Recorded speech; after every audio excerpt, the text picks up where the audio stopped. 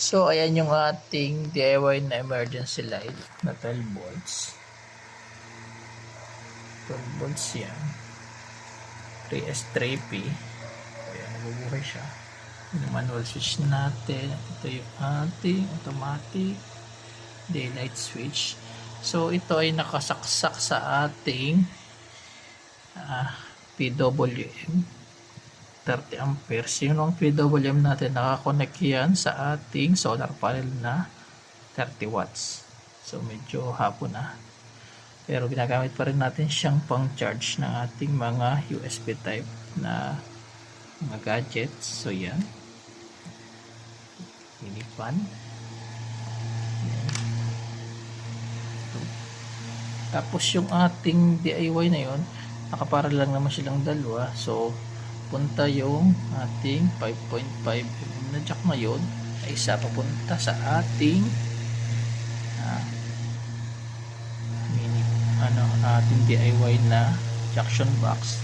Bigyan natin siya ng output na dalawang 5.5 jack, tapos fast charging na dalawa, 2.5 watts ang isa niyan, tapos may switch siya. So yan o, mamatay. Then lighter jack, tapos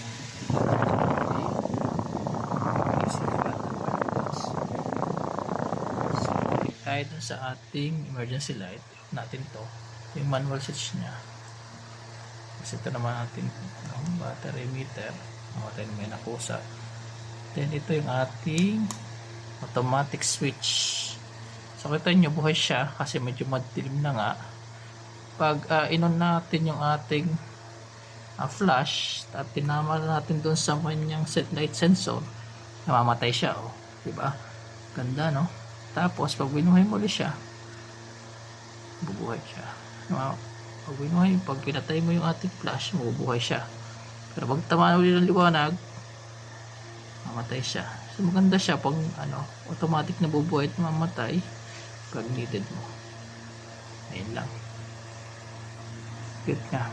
Maganda siyang gamitin as maliit na solar setup.